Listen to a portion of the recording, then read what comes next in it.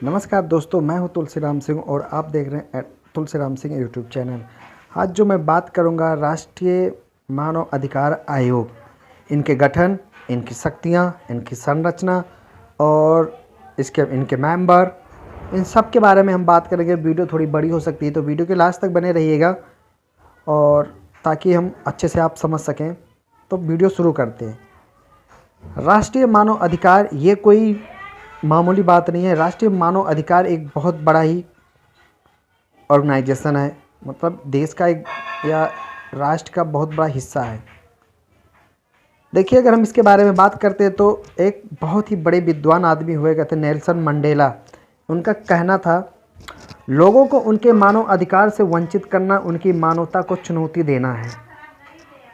बहुत बड़े शब्द थे ये। शब्द तो कुछ ही है, बट इसका मतलब जो इसका अर्थ था बहुत बड़ी बात थी अपने आप में।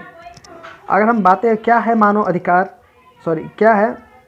अधिकार आयोग, कैसे होता है गठन, इसके बारे में शुरू करते हैं। कब से शुरू हुआ? राष्ट्रीय मानव अधिकार आयोग यानी national human rights commission, short में NHRC, एक स्वतंत्र वैधानिक संस्था है जिसकी स्थापना मानव अधिकार संरक्षण अधिनियम 1993 के प्रावधानों के तहत 12 अक्टूबर 1993 को की गई थी।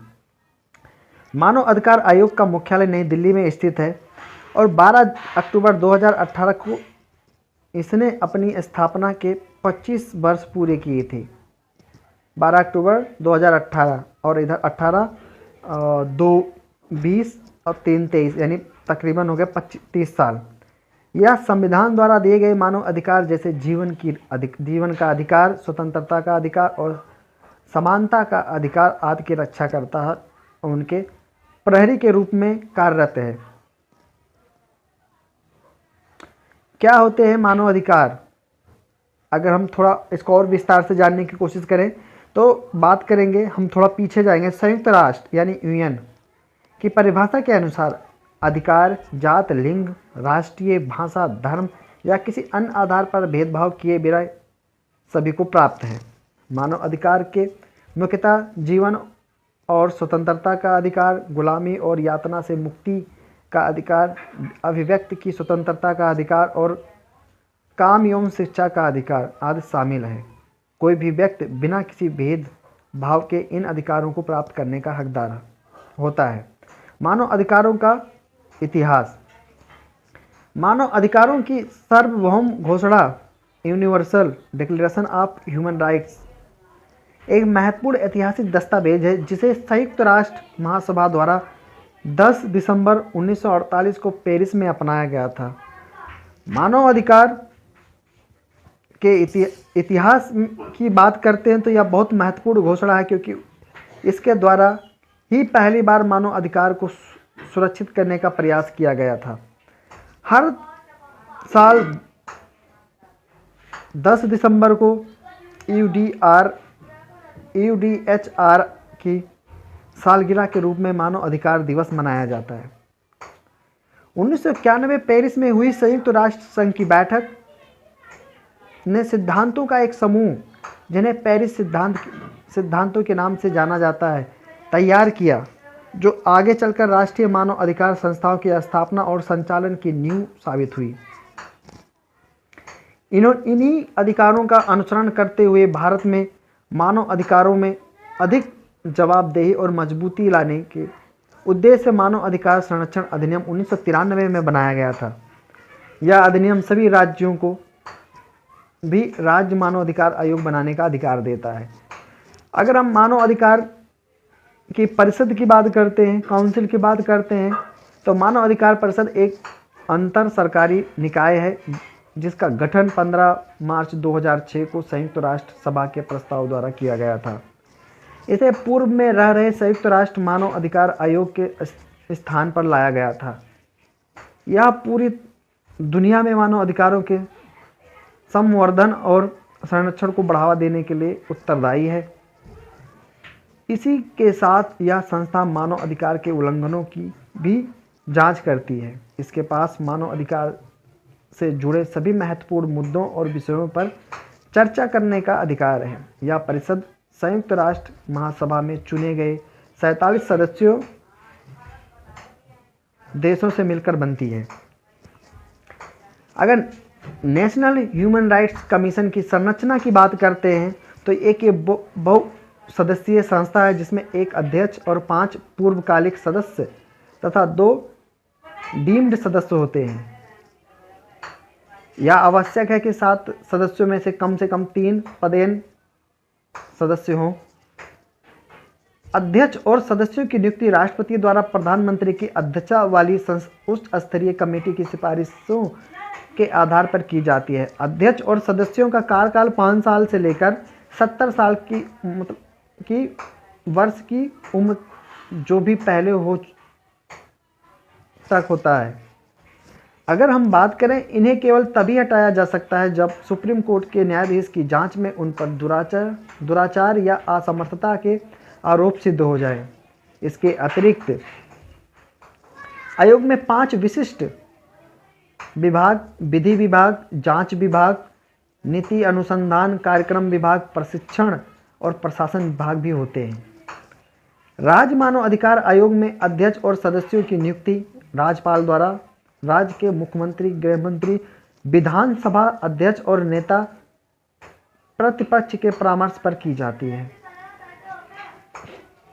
अगर हम राष्ट्रीय मानव अधिकार के कार्य और शक्तियों के बारे में बात करते हैं तो मानव अधिकार के उल्लंघन से संबंधित कोई भी मामला यदि human rights commission, national human rights commission के संज्ञान में आता है या शिकायत के माध्यम से लाया जाता है तो राष्ट्रीय मानव अधिकार कमीशन आयोग को उसकी जांच करने का अधिकार है। इसके पास मानव अधिकारों के उल्लंघन से संबंधित सभी न्यायिक मामलों में हस्तक्षेप करने का अधिकार है। आयोग किसी भी जेल का दौरा कर सकता है और जेल में बंद कैदियों की स्थिति का निरीक्षण और उनमें सुधार किए जाने का सुझाव दे सकता है। नेशनल ह्यूमन राइट्स कमीशन संविधान या किसी अन्य कानून द्वारा मानव अधिकार को बचाने के लिए प्रदान किए गए सुरक्षा उपायों का समीक्षा कर सकता है, उनमें बदलाव की सिफारिश भी कर सकता है। नेशनल ह्यूमन कमीशन राइट्स मानव अधिकार के क्षेत्र में अनुसंधान का कार्य भी करता है। आयोग प्रकाशन और मीडिया सेमिनारों और अन्य माध्यमों से समाज के विभिन्न वर्गों के बीच में मानव अधिकार से जुड़ी जानकारी का प्रसार प्रचार कर सकता है और लोगों को उनके अधिकारों की सुरक्षा के लिए पर्याप्त उपायों के प्रति जागरूक भी कर सकता है। आयोग के पास दीवानी अदालत की शक्तियां और या अंतरिम राहत भी प्रदान कर सकता है। इसके पास मुआवजे या हर्जाने के भुगतान की सिफारिश करने का भी अधिकार है। नेशनल ह्यूमन राइट्स कमीशन की विश्वसनीयता का अंदाज़ा इसी बात से लगाया जा सकता है कि इसके पास हर साल बहुत बड़ी संख्या में शिकायत दर्ज होती है। यह राज्य तथा केंद्र सरकार को मानवाधिकार के उल्लंघन को रोकने के लिए महत्वपूर्ण कदम उठाने की सिफारिश भी कर सकता है। आयोग अपनी रिपोर्ट भारत के राष्ट्रपति के समक्ष प्रस्तुत करता है, जिसे संसद के दोनों सदनों में रखा जाता है। ये थी इनकी शक्तियाँ, इनके कार्य। अगर हम सीमाएं की बात करते हैं या इनकी लिमिट की बात करते हैं तो जो नेशनल ह्यूमन राइट्स कमीशन होता है यानी राष्ट्रीय मानव अधिकार आयोग के पास में जांच करने के लिए कोई भी विशेष तंत्र नहीं है। अधिकार मामलों में अधिकतर मामलों में यह संबंधित सरकार को मामले की जांच करने के आदेश देता है। पीड़ित पक्ष को व्यवहारिक न्याय देने में असमर्थ होने के कारण भारत के पूर्व अटॉर्नी जनरल सोली सोराबाजी ने इसे इंडिया टीजिंग इल सॉल्यूशन की भी संज्ञा दी है। राष्ट्रीय मानव अधिकार आयोग के पास में किसी भी मामले के संबंध में मात्र सिफारिश करने का अधिकार है। वह किसी को निर्णय लागू करने के लिए वाद नहीं कर सकता। कई बार धन की अपर्याप्तता भी राष्ट्रीय मानव अधिकार आयोग के कार्य में बाधा डालती है। नेशनल ह्यूमन कमीशन की अगर हम जो बात करते हैं तो उन शिकायतों की जांच नहीं कर सकती जो घटना होने के 1 साल बाद दर्ज कराई जाती है और इसीलिए कई शिकायतें बिना जांच के ही रह जाती हैं।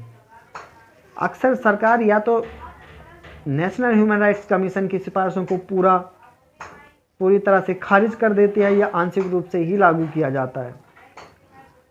राज्य मानव अधिकार आयोग केंद्र सरकार से भी किसी भी प्रकार की सूचना नहीं मांग सकती, जिसका सीधा सा अर्थ यह है कि उन्हें केंद्र के तहत आने वाले सशस्त्र बलों की जांच करने से रोका जाता है। केंद्रीय सशस्त्र बलों के संदर्भ में राष्ट्रीय मानव अधिकार की शक्तियों को काफ़ी सीमित कर दिया गया है। अगर हम इसमें बात करते हैं जिसमें बहुत ज़्यादा सुधार करने की ज़रूरत है, जो राष्ट्रीय मानव अधिकार में जो बहुत सारी कमियां हैं, अगर उनको दूर किया जाए